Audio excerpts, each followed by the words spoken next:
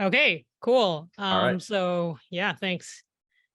Yeah, my talk today is going to be how to grow a visual novels game studio.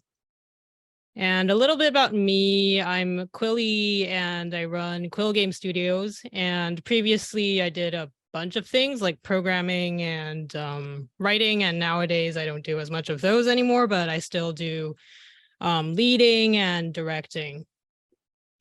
So what I want to talk about is when you're making a game and you're starting out, whether you want to make a studio, sharing some tips and how you might go from there if you want to keep making games with a larger group of people. So we'll talk about first project as a studio or your first project and how you might grow into a studio. And of course, like the decision whether you want to grow or not, because you can just stay as a lean or smaller operation too. That's fine. It's totally your choice. And thirdly, if you do choose to grow a bit more as a studio, how you might structure that. So first, we'll start with your first studio project. And using my studio as an example, this was the first game that we made. It's called A Summer with the Shiba Inu, and so far it's sold quite a few copies on consoles, was published on consoles by Rodalaika and self-published on Steam by ourselves. And to give you a little bit more behind the scenes so that you can apply it to your own situation, this started out as a solo-ish project. I started writing everything and then I started programming some stuff, which I later regretted starting to program without finishing the entire script because I had to redo tons and tons of portions of it. But then because I'm not good at art, so after a year or so, I reached out to an artist, found an artist. So at this point, this was still mostly managed by myself. And then, of course, like was hiring an artist. So not a solo project per se. Ran some marketing stuff for Steam Greenlight to try to get the game on Steam back when we couldn't just directly go on Steam. And then after a while, there was an inflection point, which is incorporating in 2018. And the reason was because I wanted to put the game on Steam and I wanted to use a business bank account to get the earnings from Steam. So I kind of went to from this point of having really low overhead, just myself, or like getting a artist and whatnot, still relatively small.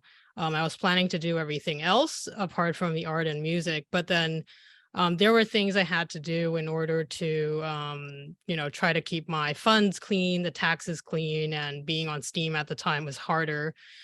So these were the things that led to me incorporating in 2018 and then getting on Steam. So the inflection point for your studio might be different. It could be incorporating as a LLC or incorporated or whatnot in your region. It might be your first commercial or your very first long-term game. It doesn't mean that you have to have a commercial game or anything out to call yourselves a studio. You don't have to have a large team to call yourself a studio, but you might have an inflection point where you want to be more long-term. You want to set up the structure and processes for that, and it can happen whether it's free or not free. But if it's if you're earning money in any shape or form for that, then you must have some structure to avoid some legal situations. Yeah, so I would say like the main thing is you have made a decision, a long-term commitment to developing under your brand. And the next thing is to grow or not to grow. And the branding will be a bit different. There are studios which are with the name or the brand of a single person. So for example, in Evian, just using Evian examples here, like Ebihime or Christine Love before she kind of wrapped her games under Love Conquers All Games. And of course, like they also were similar to myself with A Summer with the Shiba Inu. I didn't do everything. And they also hire people to do their music and to do their art, for example, right? But the brand is still under them as a person. And for studio, just to bring some EVN examples, like 2.5 Studio or Tsundere Studio, JVN examples. I don't know. I was planning to write more examples here, but I forgot. But anyway, you can fill in the blanks in your head of some studios which you feel like are more people. And of course, some of these are like, more composed of like a core group of 1 or 2 people, and then with other collaborators filling out the rest. And the one way to help you make this decision and what you should keep doing is your decision to delegate. So the studio's time and money, and also your skill sets that you are the best at, that you can focus on. So this is going to be a bit of a dense section. It's going to be a bit of an info dump. Please bear with me. So first of all, incorporation. Should you do it yourself if you do choose to go this route, right? Or should you just spend money to get a lawyer or an incorporation service? Just using my personal example, I did it myself online because our government allows us to do that. But then there's actually annual maintenance that I did not know about, and I could not be bothered to learn about that. I can't do it better than I can't even do it, honestly, like even if I try to study how to do that. So I was able to, figure out the first step myself and save a few, I think like 100 or 200 bucks, because there are services that basically wrap the government service in a nicer UI, because the government UI is, crappy, and then they just charge you for that, for their better UI, but it does the same thing. So it depends on the time you have. You could try to do that, or you want to pay and get it right. So the second bit of a dump here is incorporating isn't just, for me, I was like, yeah, I just want a bank account. Yeah, let me just incorporate. But there's legal responsibilities, actually. Once you do this, it's like you gave birth to something and you have a legal responsibility. I don't know, maybe horrible analogy, but we have to file annual paperwork. And one of these things was like 50 pages from my lawyer. And we're legally responsible to do that. We can't just not do it. So don't just incorporate and then run away and forget about whatever you have to do. Just do your research, talk to someone. It's worth it to to understand what you need. And I'm not a lawyer, so check your local things. And the other options are, I think, some other people are chatting during the break, like there is sole proprietorship, which I'm less familiar with, which you don't have to incorporate per se, but then there's going to be less overhead, but the taxes could be more tied in or not disentangled from your personal taxes, which would be a problem for myself. So I didn't want to do this. So, people in chat, feel free to share your experiences in your own region, because I'm not an expert about this part, but this is also an option. Okay, taxes. Should you delegate to an accountant? Do you do your own taxes, or do you use some sort of free online platform? Or do you pay to save the time and you pay to have the peace of mind to get things right? So for example, I know some folks in the Dev Talk community, or, other people who do Kickstarter. Let's say you get $10,000. It's not just you get $10,000 and you're done with it. It could be taxed. Your government could ask you for that for 10 to 20% or whatever your local tax rate is, right? So if you don't account for that and keep that amount liquid and withdrawable, then you're going to get caught off guard when that happens. So, you could, if you preemptively talk to an accountant in your area, that could spare you the headache. Unfortunately, an accountant might not be that cheap. I've been paying a few hundred to close to 1,000 for in Canada for studios I know, but I've saved more than that. I truly can say that I've saved more on the accountant than what I've paid for it. And of course, like if your local cost of living is in a currency, if you're living in a lower cost of living area, the prices will not be like this, right? So check your average prices locally. I'm not an accountant. Check what situation is in your area. Yeah, so next point, intellectual property of your studio. Who owns the stuff that your studio makes? Should you get your lawyer? Should you have an agreement with the contractors? It's going to be more complex for commercial products. Previously, some talks have talked about like, negotiating with VAs and things like that. But yeah, for other contributors, please also agree on things beforehand and sign some sort of agreement or have some sort of written agreement. And what I did to save a little bit of money here, and again, not saying this is going to be 100% correct, but I have done this thing where if you have the lawyer write it from scratch, then of course it's going to be more expensive. But if you have a template and then they kind of tell you like what works and what doesn't work, then it could be a little cheaper. So that's what I have done before. Like a lawyer kind of gave me some notes like, oh, you should add this to be safer, or like you should really clarify this to be on the safe side. So that was sometimes they do some pro bono work if it takes them like less than half an hour or an hour or something like that. So it's possible that you can do that for free, but please be safe, especially if you're making a commercial game, in case there's any sort of rights problems or issues by selling people's work. Next little bit about banking finances, right? You might have to open a business bank account. Oftentimes you can only do this after you incorporate in many areas. Might vary if you have different local equivalents, and it's best practice to keep your expenses separate so that when comes tax time, your personal tax isn't too like messed up. And contracting to other studios, right? Like maybe you have time but not the money to fund your games. What I've done is like I've contracted some services. Personally, I did some like software development services for other companies to earn money to then fund my studio, right? So I know a lot of people who do that, right? Like may contract out their UI work or some other work to fund their own games.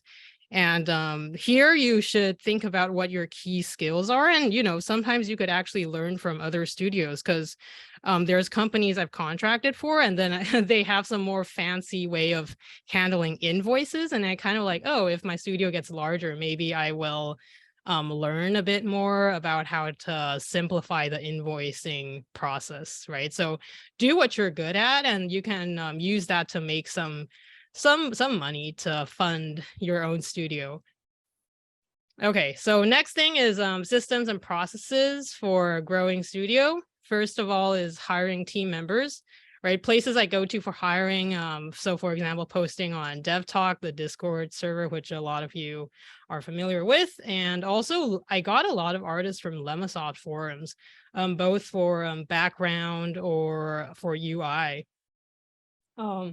And actually another thing which I've mentioned to a lot of people here about, which is, when Twitter is more stable and sometimes had a pretty large community of hashtags. So a creative way you might find something if you're looking for a niche type of art style, like sometimes they have a hashtag event. So for animal artists, they actually, a lot of them post under this hashtag Animal Artists Unite.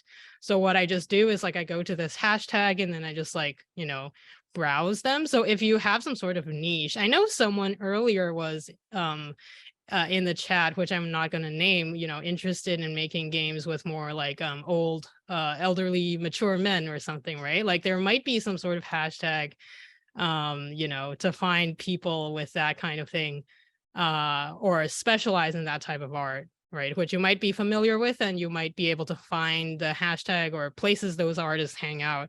I also get collaborators from people who reach out to me. Sometimes I get emails in my inbox being like, oh yeah, can I work with Quill Studios? And then we can kind of go from there. And actually our studio has been around long enough that we've had interns as well from school programs who actually they would want to do like an internship for just a term. So it's short term.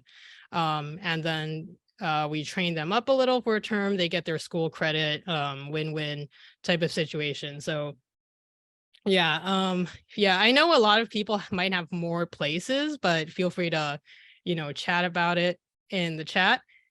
And as a studio lead, there's some responsibilities I have in addition to making games, which are very, very, very important too.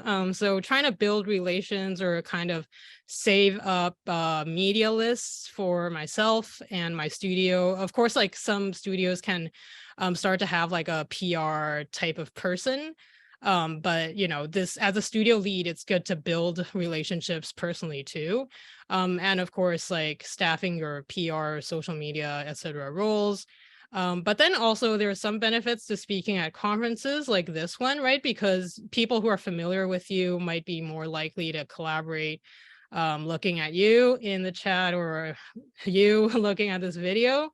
And some stuff like gaining trust with publishers, so for example, like talking to publishers and things like that, and pitching and acquiring funding so that you can pay your collaborators. Yeah, so people things and the businessy things are part of the job, and they make me kind of tired sometimes, but I'm trying my best. Okay, processes. If someone new joins your team, how do they get up to speed? Because this is going to make or break the way your studio kind of grows. What I recommend is like having documentation, or this could include stuff like Notion. I like Google Docs. I know some people like Notion, and just have it somewhere, and have a place to chat and collaborate, right? Like your Discord server and other whatnot.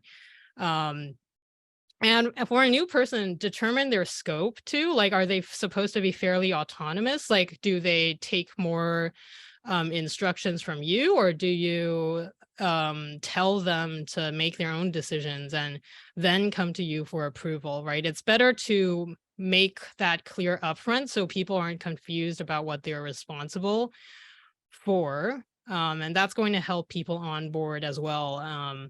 Yeah, and the third thing is, I would say when someone new is joining, be more available to answer questions and provide more info and ramp them up so that they're able to contribute a bit more. And in the beginning, I would say, we don't expect people onboarding to contribute at 100% yet, because that's not realistic, right? People have to learn.